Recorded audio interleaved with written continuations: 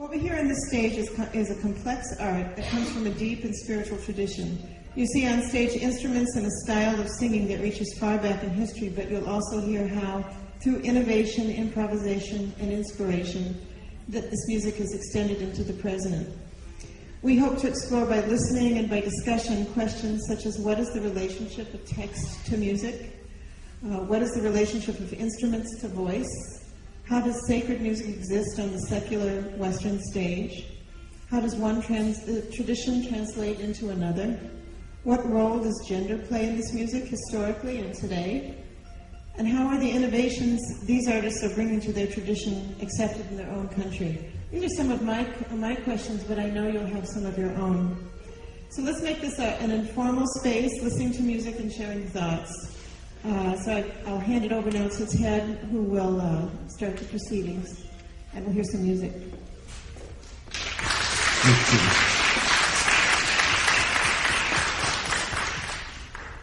Well, I think any one of those questions could easily take up the full hour and a half. So we're going to have to figure out how to find some common ground, since my guess is that many of you you're coming at this from somewhat different points of view, and you want, I don't know what you want out of it, but that's where you come in. You have to speak up.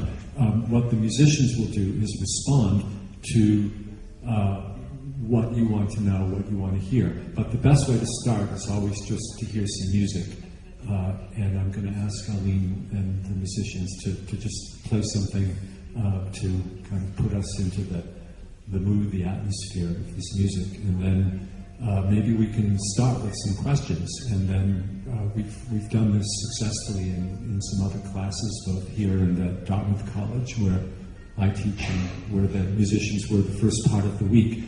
It's liveliest, of course, when you're involved as interlocutors. So encourage anyone to ask questions, and we'll maybe try to find a form, a kind of structure for the asking, so it doesn't go all over the place. But let's see what happens.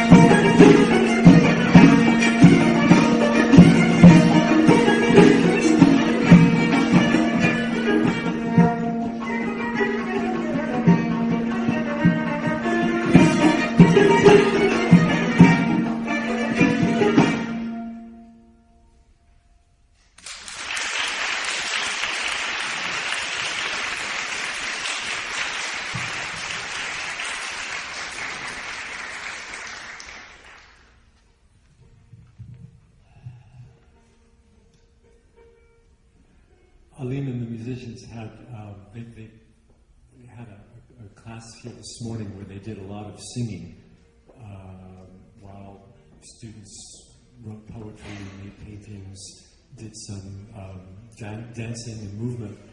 So they've maybe a little bit sung out, but let's see if I can ask Alim if he'd be willing to sing something, and then maybe we could start with some questions about texts and music, text, music, performance, instruments, something of that genre.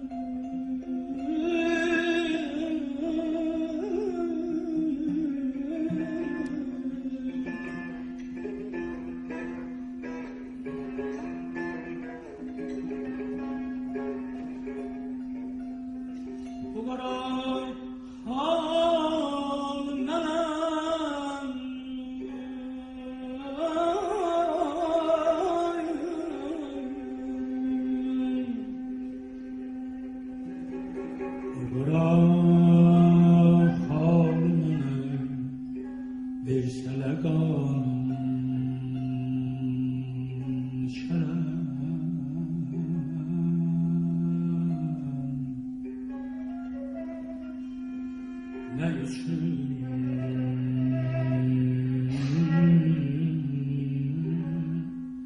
menzilim ariz candır.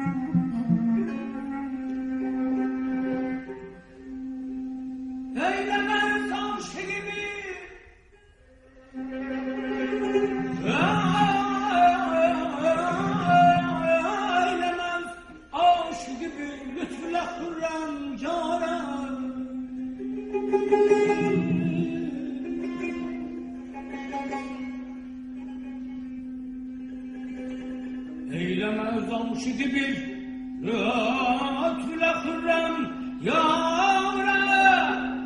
Ey bu ne leftardır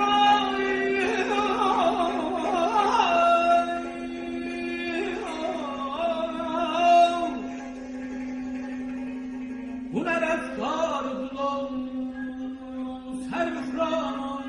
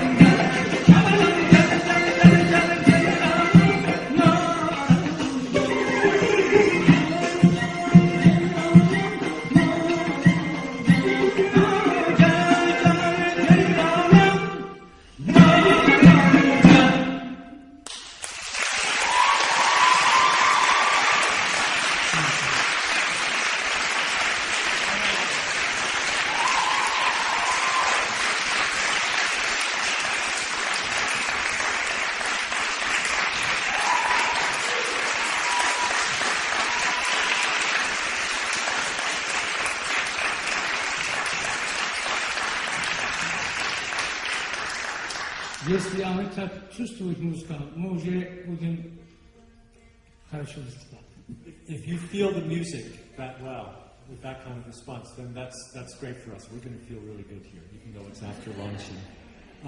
Well, okay, so I think that little performance opens up all kinds of areas now for some questions and responses. I propose that we start with Professor Parmenter's class, and because this is, we can talk a little bit about verbal arts and music and how it works.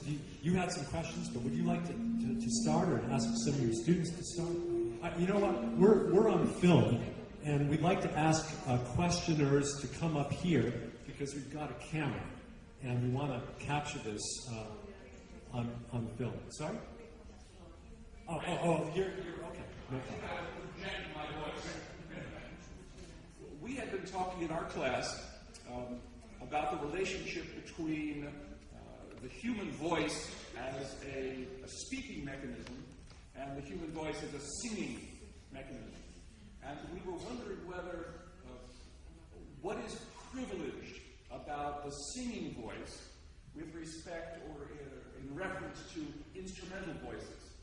There might be a tendency for us in the West to think of singing as the use of the voice as an instrument. But I gathered from the last performance that there's a higher privilege to the human voice than that might indicate.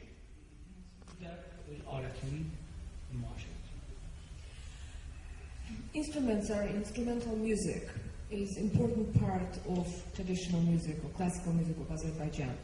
And in fact, the instruments can be played solo, so there are a lot of solo performances, and each of these instruments can be performed as solo.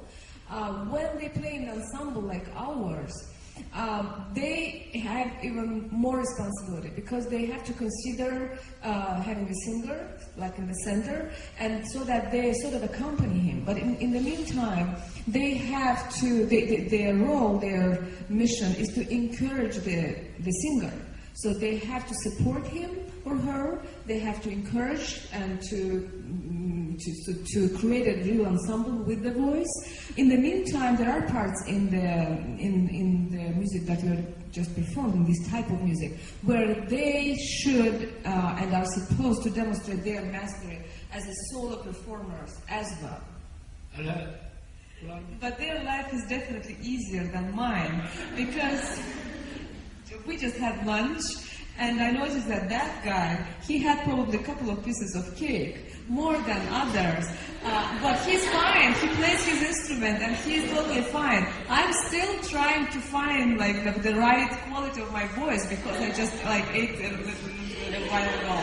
So yeah, their life is easier than mine.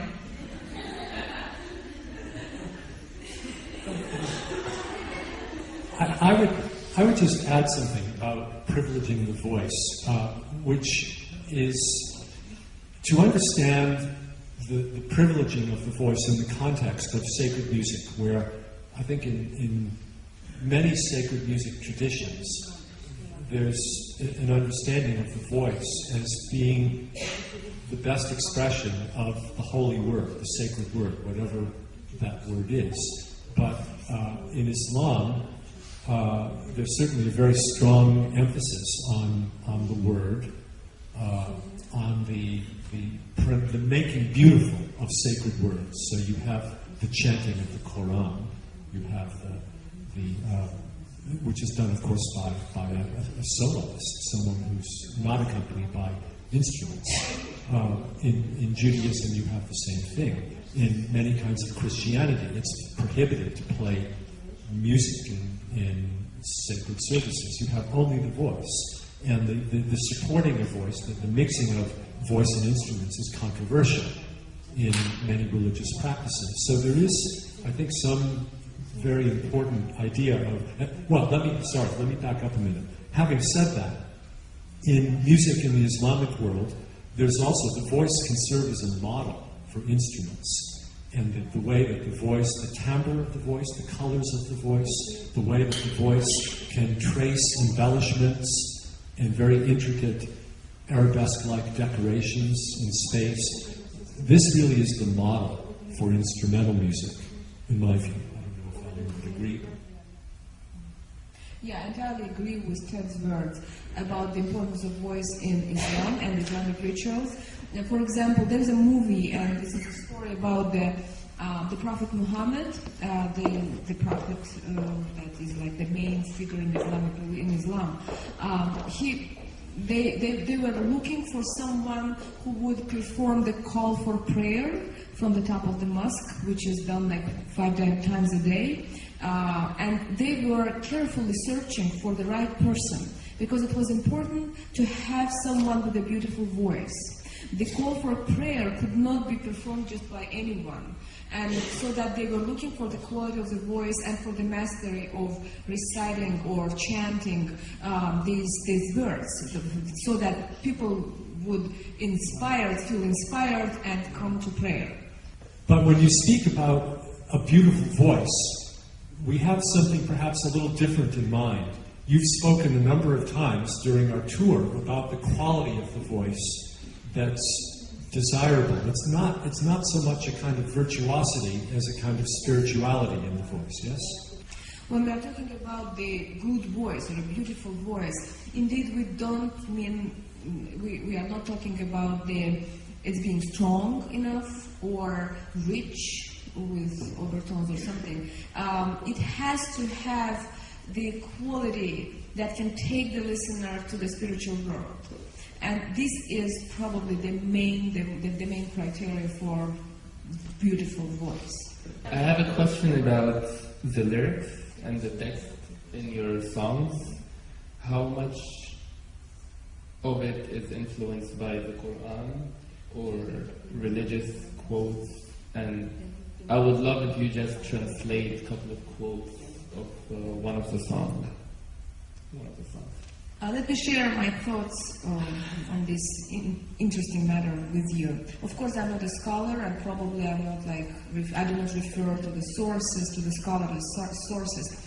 But what I think about it is that the classical music of Azerbaijan is entirely based on the classical poetry written many centuries ago, and the person, depending on his or her age, finds something which is really close to his or her inner world. And when you are young, you find like something. Then as you grow older, you just find something new, and you continue to explore this world. And every year, you discover some new features. And at the end, actually, when you are like already old person or mature or wise person, you understand, you realize that you know nothing about this world and about the life. So this is the way, actually, and he emphasized this word several times, that takes nowhere. So we go nowhere, and probably this nowhere is where the Almighty is. That's why we end up, like, at the end of our life, if we continue to explore this world, we end up going nowhere. And I don't know how it corresponds with Quranic texts, because in Quran we get pretty thorough explanation what to do and how to act, how to live. That's why I wouldn't put a direct bridge, or I wouldn't say that there is a direct connection between these two sources. And also, he talked a little bit about the poetic sources for Mugham, which is always, it's ghazal, it's a form of Eastern poetry, and ghazal has its own music, it has its own form. The form of the Eastern poetry, it's called the aruz. It's a very specific form of putting together like syllables and words, and the way of combining lines. So this is what we hear and find in the classical music. We talked about the Almighty and the Prophet Muhammad, and I want to sing something right now, if you allow me. Allahu Ekber, Allahu Ekber, Allah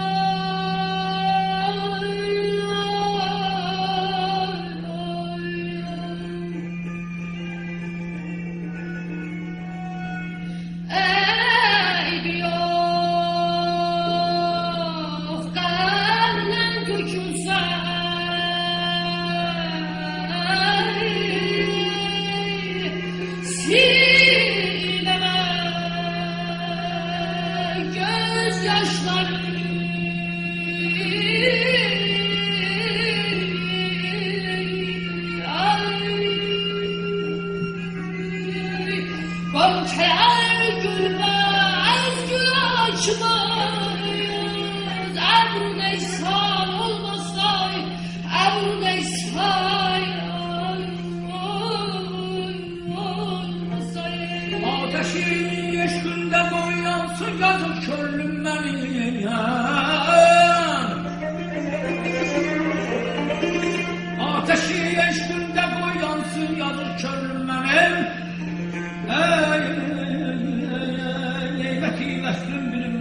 derdi hicran olmasa terbiyet nazlıyan xəmərdə təcahana bağlan İttilad olmaz bəxi dünyadan adam olmasa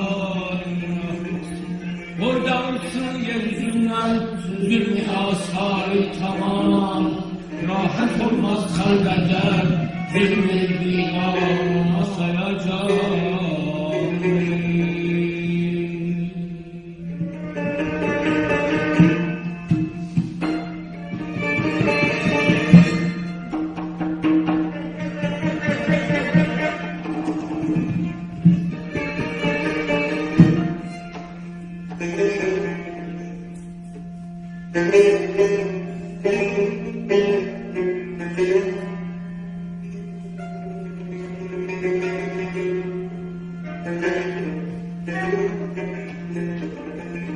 Aşık olur kim kılır canın feda cana yanına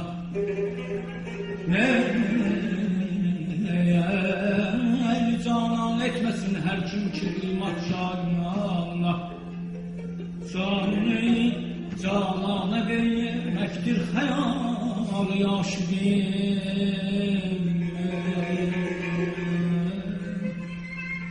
vermeyen can İhtiraf etmek gerek nüksan acayip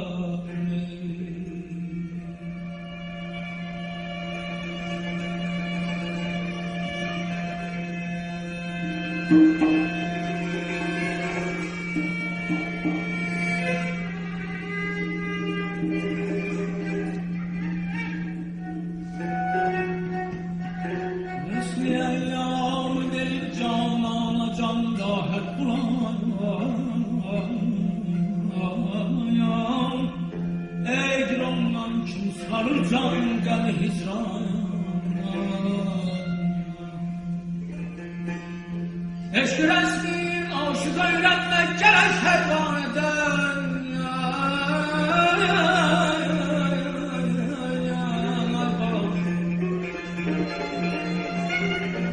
Kim yanar gördük yaşamin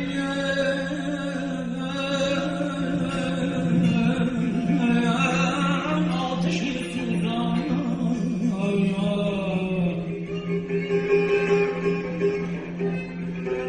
Eşk derdin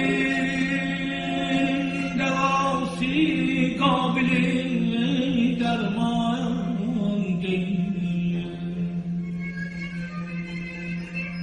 Eşk derdin devası kabilin derman değil Terk can derler derdim mühteber dermanına Hiç kim Hiç kim canan üçün can vermeye laf etmesin Kim gelipdi bu sifertan Cana füzuli şair Bu sifer ancak füzuli şair Füzuli şair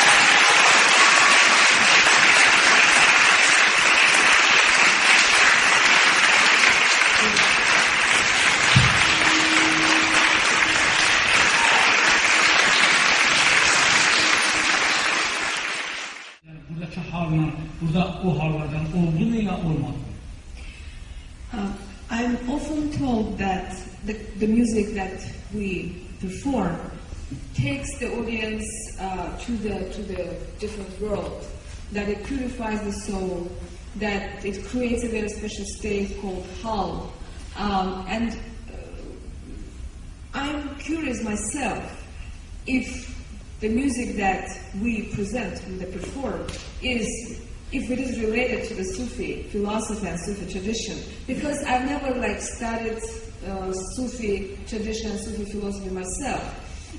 And probably I should ask this question, address your question to yourself, because since you mentioned that you are very much into the Sufi music and spiritual music of Iran and India, so probably you answer this question. What do you think? I'm curious to hear the response from you. Thank you again for coming. It's really wonderful to see you here and be able to hear what you have to share. I'm so glad Aziz asked that question because I have been reading Sufi poetry myself, and definitely I see lyrically, Aziz, maybe to help answer your question, the idea that love between people in romantic love is not treated as different from love for God and a connection to God. And I think that relates to the class that I'm taking, which is talking about the experience of women in the world of Islam. And it seems in our class that we've discovered a conflict for women often in the world of Islam, because women would like a way to express their faith and their spirituality and their love both for their partners in life and in God. And that sometimes the rules and laws for women and the way that they behave both from the Quran and from the community come in conflict with that. Yeah, let's give the floor to her because she's definitely better expert. Yes. Yes. I think that, to the best of my knowledge, and this is what how I understand the role of woman in Islam.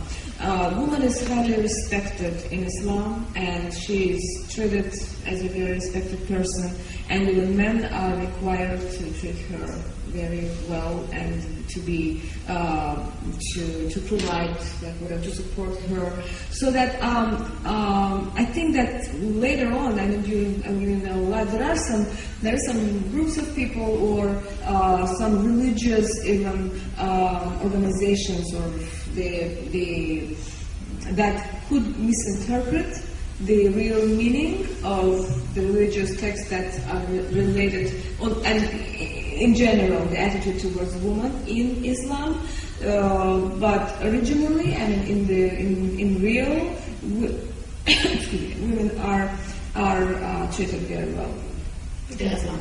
Bir de adam var ki o vakti yani sallallahu aleyhi ve sellem Muhammed Peygamber yani emrolunmuştu ki. There is a story of the Prophet Muhammad. When Prophet Muhammad traveled and came from Mecca to Medina, he was met by the group of women playing the daf, this kind of instrument. So they played for him, and he enjoyed this music played by women only. And he was with his wife at that time. This again, it points at the very high level of respect towards women in Islamic society. And I just have a follow-up question for you specifically, which is, what does it mean for you to perform this music, and why? Why do you do it? Ben bu yolu seçmemişim. Bu yola gelip düşmüşüm. I haven't chosen this path. I haven't chosen this way. It just happened. Düşenden sonra da gördüm ki yani burada ben içimde olan o hisleri, bazı duyguları da musikiye çevirdim, musiki dilime danışıyorum yani. So after this has happened, I've just found out that music is the way for me to express my inner thoughts, my inner world. Some people do it through the visual arts, and others like poetry, or choose any other way of artistic expression. For me, music is just the way I express myself. Thank you. Hanım çok güzel sual verdi. Teşekkürlerimi bildiriyorum. Thank you for your wonderful question. Ve ben bir əlavə verərək deyərdim ki, yəni mənə elə gəlmər içində bununla bir yerdə yaşamaq məcburidir. So I would just add a couple of words to the last question.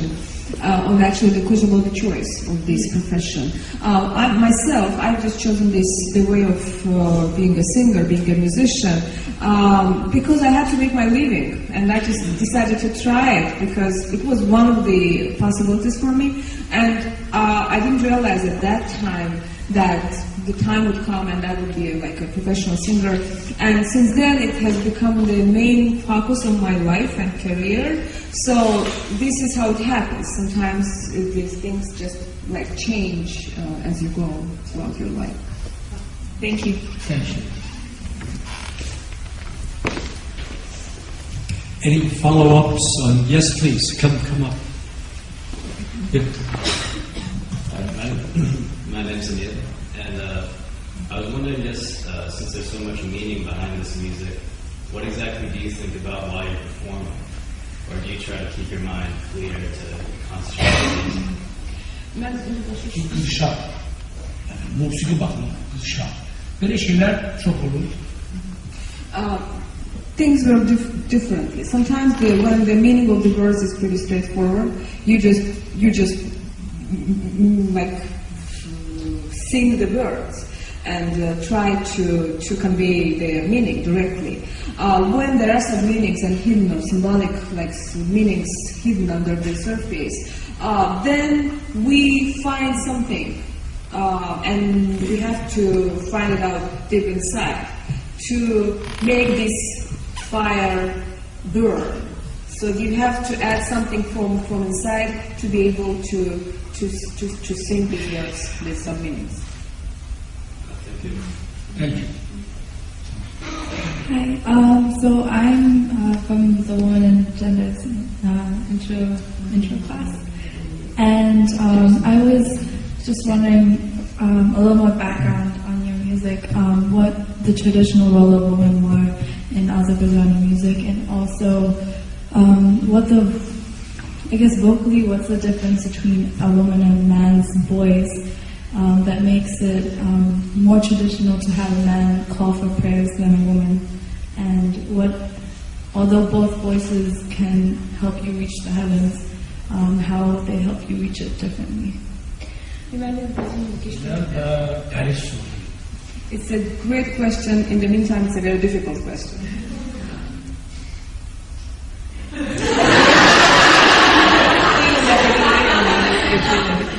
Ben ikinci suala öz fikrimcə, onları əziyyətliydim ki, geçsinlər.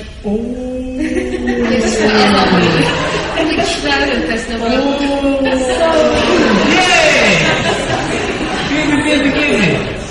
About the call to prayer. The reason that men are always chosen to call for prayer is probably, it comes out of respect for women, because it's not easy to climb upstairs 5 times a day. So the women probably are not that good, like it would be too difficult for them to do that. That's why men are selected for this job.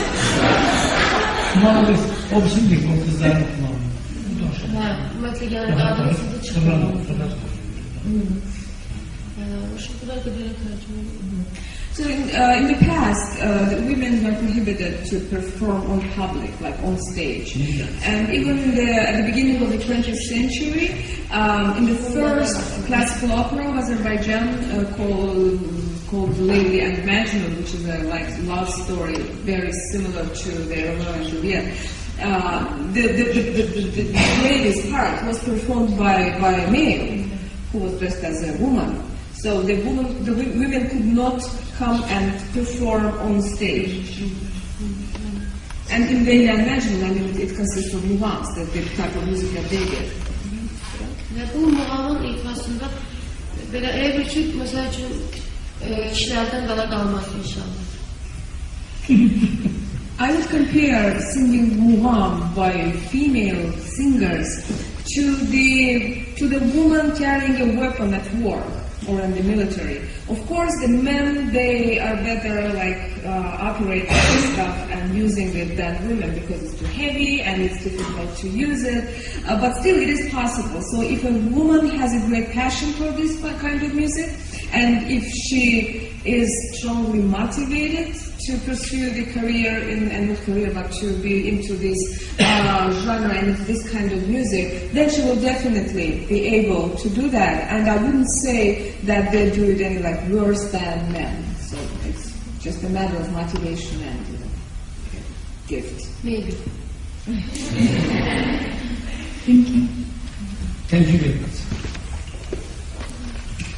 We are unfortunately out of time for this session. It's 1:30 and I know many of you have other classes, but we'll be continuing with another class starting in about 15 minutes, so if anyone wants to stay around, you're welcome to do that. For the others, thank you very much for coming.